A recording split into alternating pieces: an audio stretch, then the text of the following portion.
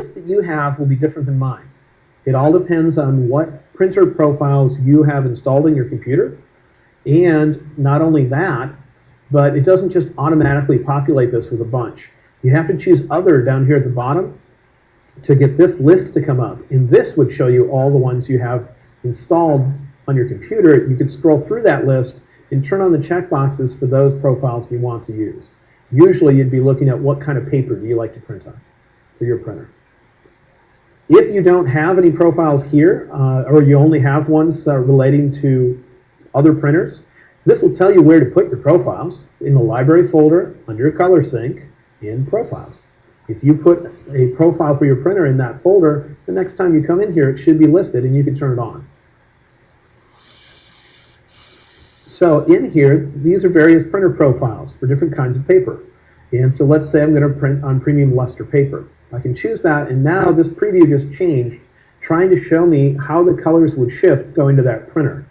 Because most printers are not able to print as vivid of colors as what you can make on screen in Photoshop. So it's got to mellow out the colors over here to show you what's going on.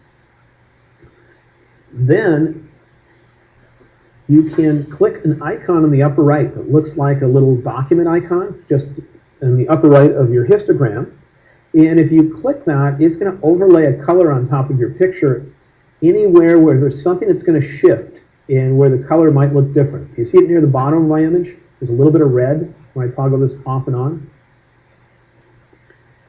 And so that's an area where you can potentially adjust the picture yourself to make it look better. Maybe shift the basic color of that area. So instead of being, what was it, yellowish orange, maybe you make it more reddish because your printers can print better reds.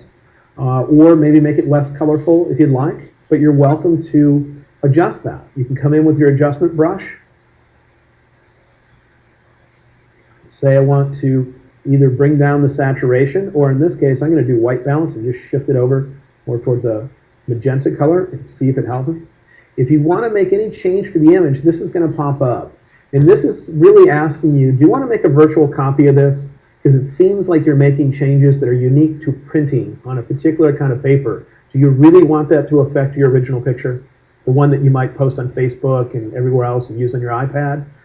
Do you really want adjustments that are specific to this printer and all those other things? So I can say, create proof copy. And all that means is make a virtual copy of this picture, so these changes are separate from the original. Does that make sense? So when you go back to your library, that image, when you're done, will have the corner turned up, meaning it's a virtual copy, and you'll still have your original there. That happened when I grabbed the adjustment brush. It does it automatically. Okay, then I can come in here, get a smaller brush, and let's see if shifting the color might help. I'm not certain if it will. And also let me make sure my flow is up all the way. That is. So I just painted over those two areas, and it seems like shifting the white balance wasn't enough. Sometimes it can be. So instead, I might decide to bring down the saturation in that area a little bit to make it so it's within the range that's printable. And then I know that I'm going to be seeing something more like what I see on screen here. It won't be unpredictable. So if you're ever saturating your images, if you're ever bringing that saturation higher and higher, and you look at the histogram when you have soft proofing turned on, if you see big spikes on the ends of the histogram that are in color, that's usually the indication that you might be losing detail in the most colorful areas of your picture. And that's when you might want to click on that little icon in the upper right to see where it's happening. And if it's an important part of your image where you care the way it looks, you might as well change it here instead of just getting the random result that's going to come out of your printer where it shifts it. When you're saturating your image, also know that your computer screen is only capable of showing you a certain range of colors. In that, if you suddenly see detail being lost in a colorful object, that it might not be a problem with your printer. It might be your screen. Because computer screens have a limit. So let's see what happens to this image if I do a basic adjustment on it and I simply make it more colorful by bringing up saturation.